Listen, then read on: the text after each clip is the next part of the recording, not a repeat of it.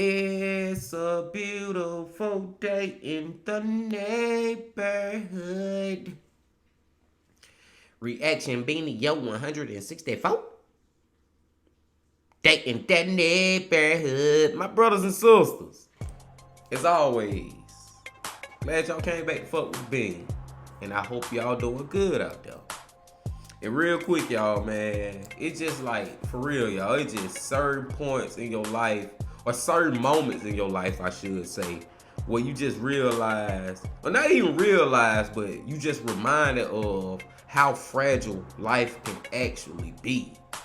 Like what happened to DeMar Hamlin yesterday on that football field, to see him go down like that, bro, out of nowhere, just doing a routine football play, a play he did many times in his life. He been playing football damn near his whole life, you know what I'm saying? He didn't get hit hard, no nothing. And this man went down and went into cardiac arrest.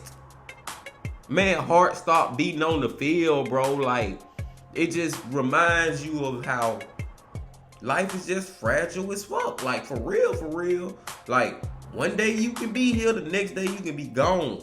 Shit, 1 second you can be here, the next second you can be gone. It's crazy, man. It is crazy, bro. Prayers up to him and his family, man. I digress.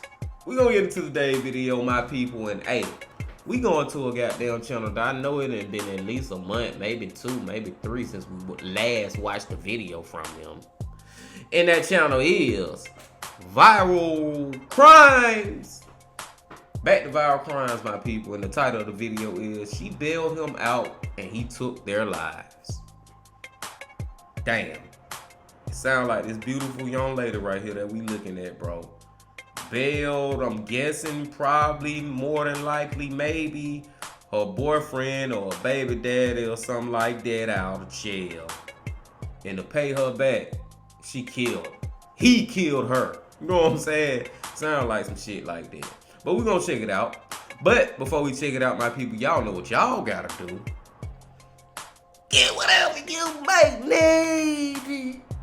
Get what you need for the story, please. It's only 10 minutes long. Y'all got what y'all need, y'all ready to go? Then let's fucking go. 22-year-old Jaleesa Walls Harris, often known as Jace, was an aspiring singer who was always full of life and was certain that she would soon get her big break to become a singer and compose music. See, I know that sometimes that I might treat you bad, and you have no idea, you cannot see the facts. And it's killing my heart that I don't treat you right. I try to save myself so we don't fuss and fight. She had a half-sister, 26-year-old Tarika Lene Jones, who she recently reconnected with. The two enjoyed hanging out. All she wanna do is sing instead of coming the on. She sings too much. I just don't want to, cause he ain't no doctor, no. And we always seem to. So everybody wants to know what's up with those twins. Those twins. She's embarrassed.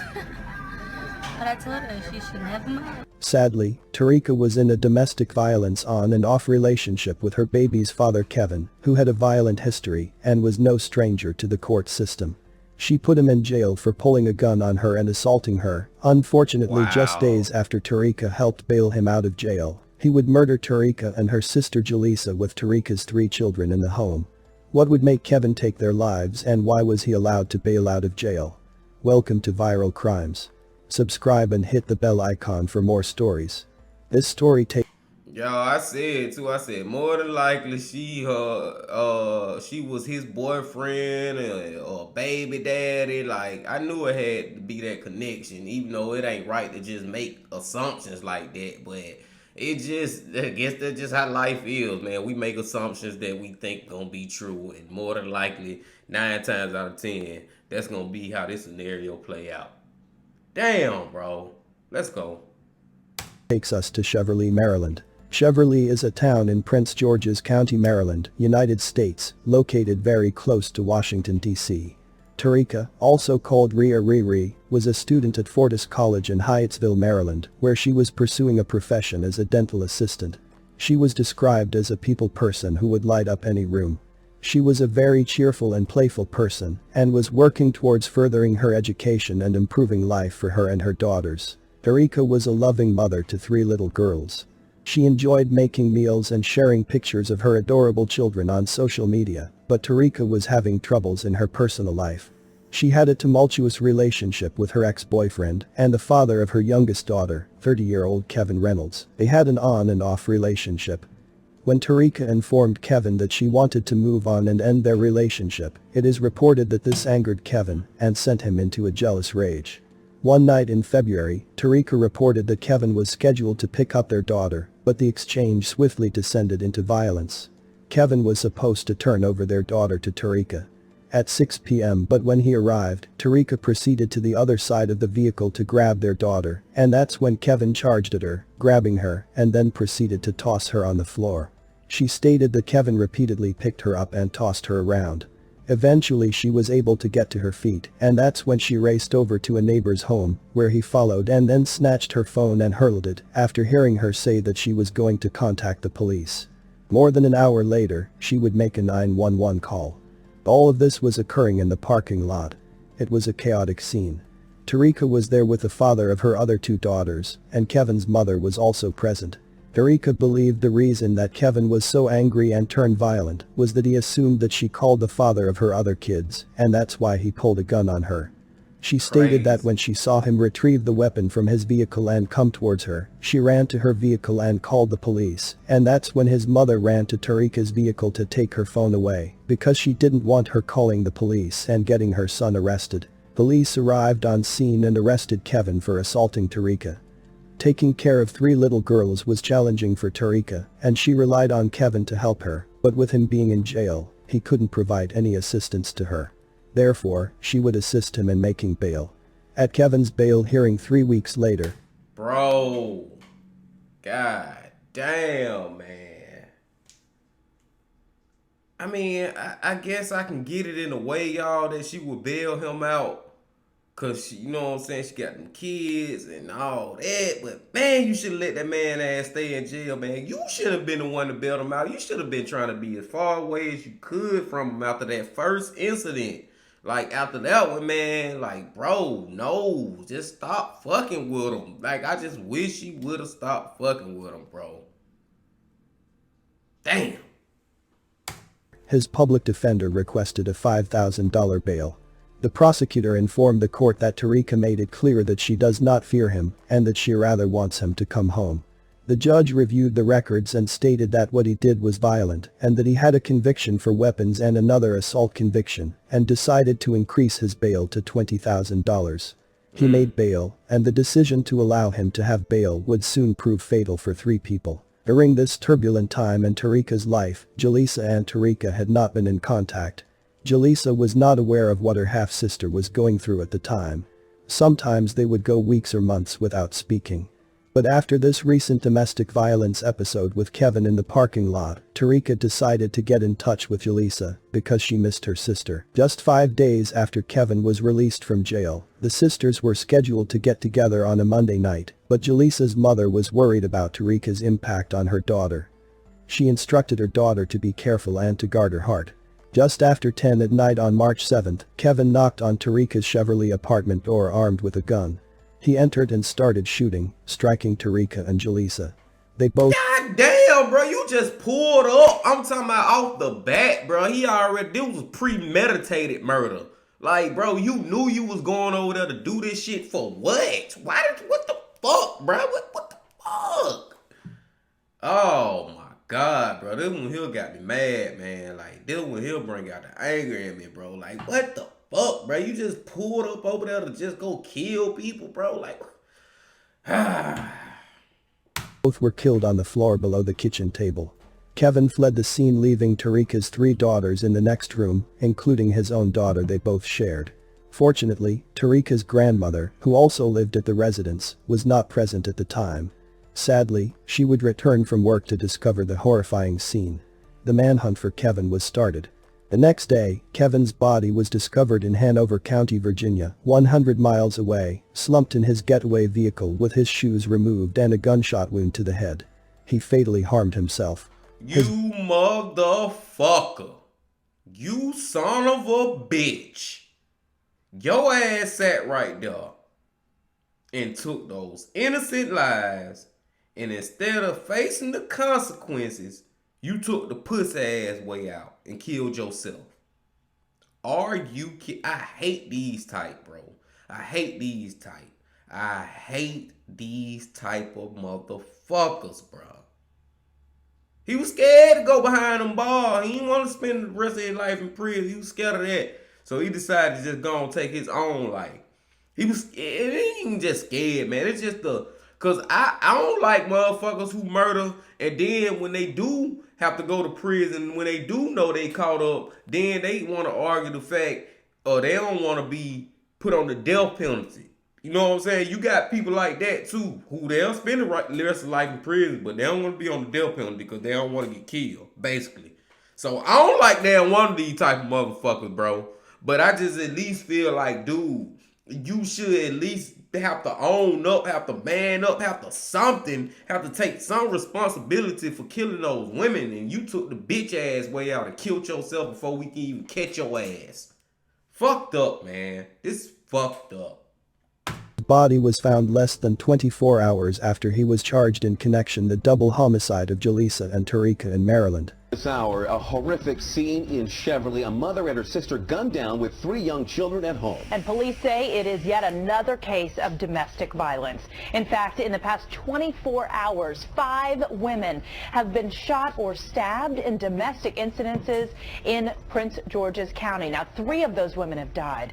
Prince George's County has seen its domestic homicide rate increase, while the rest of Maryland, it's on the decline. Tonight, ABC 7 has team coverage of this deadly trend. Our Suzanne Kennedy is tracking the latest effort to change laws to fight back. We'll get to her in just a bit, but let's start now with Maryland Bureau Chief Brad Bell. He is tracking this breaking news and this latest act of senseless violence. Brad?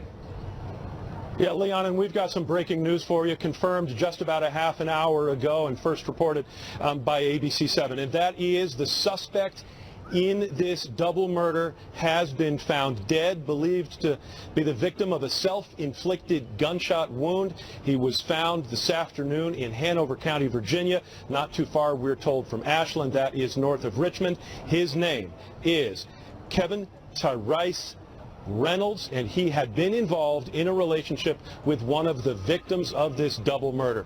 We can show you some video of this. This was something that happened at 10:30 last night. Neighbors here at these at the Cheverly apartments, the Cheverly Station apartments, heard arguing and then 2 sets of 3 gunshots. Boom, boom, boom, boom, boom, boom. Neighbors ran upstairs and they discovered that 2 women had been shot and killed. Their names, Tarika Jones, you can see her in her Facebook page, on her Facebook photo, and her sister, Jaleesa Harris. Now, what we have learned is that Tarika Jones was involved in a relationship with Kevin Reynolds, and there was a history of abuse. Reynolds was arrested in the middle of February after he dragged Jones around the parking lot here and then threatened her with a gun. He was locked up, but Jones actually, according to sources, went to his bond review, said she did not want to move ahead with the charges. His bond was lowered. He was released just 6 days ago. Now, today we talked to some friends of Ms. Jones who came to the scene here today. They were in tears, saying this was a young woman who wanted to make something of herself.